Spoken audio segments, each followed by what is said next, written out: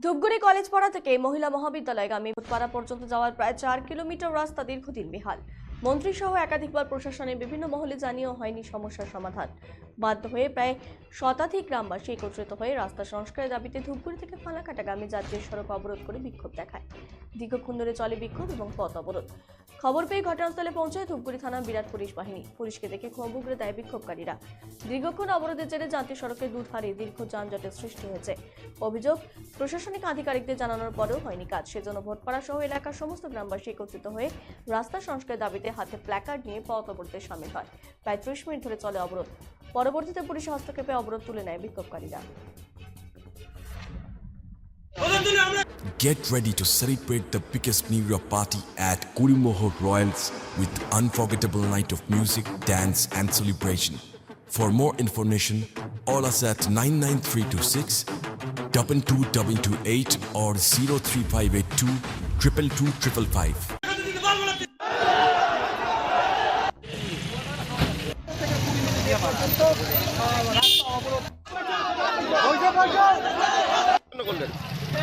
আজকের এই কলেজ মোড় থেকে এই মহিলা কলেজ রোড, যে রাস্তাটি দীর্ঘ ৪-৫ বছর থেকে জরাজীর্ণ অবস্থায় পড়ে আছে, এই কলেজের একটি গুরুত্বপূর্ণ সংস্থা আমাদের মহিলা কলেজ অবস্থিত এবং সেই সঙ্গে একটি প্রাইমারি স্কুল অবস্থিত।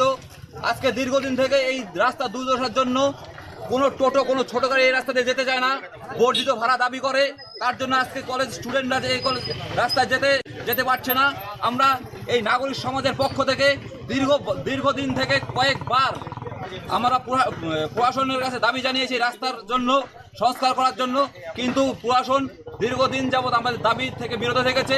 আমরা এই দাবি, আজকেও এই দাবির লক্ষ্যে আজকে আমরা বাধ্য হয়ে এই পথ অবরোধ করতে বাধ্য হচ্ছি। আমরা কলেজ পাড়া নাগরিক মঞ্চের পক্ষ থেকে।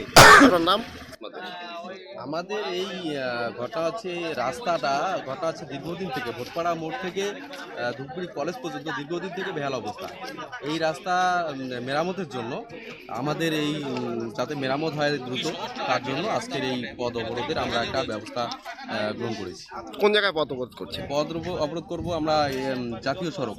এই যে এখন পুলিশ আসছে, কি আশ্বাস দিচ্ছে আপনাদের? পুলিশ এসে প্রশাসনিক লেভেলে কথা চলছে, কালকের থেকে চলছে। হ্যাঁ, তো এখন যদি আমাদের সুরাহা, আমাদের দাবিটা পূরণ হয়, তাহলে আমরা আর কি মূলত কি কারণে পথ অবরোধ করছি?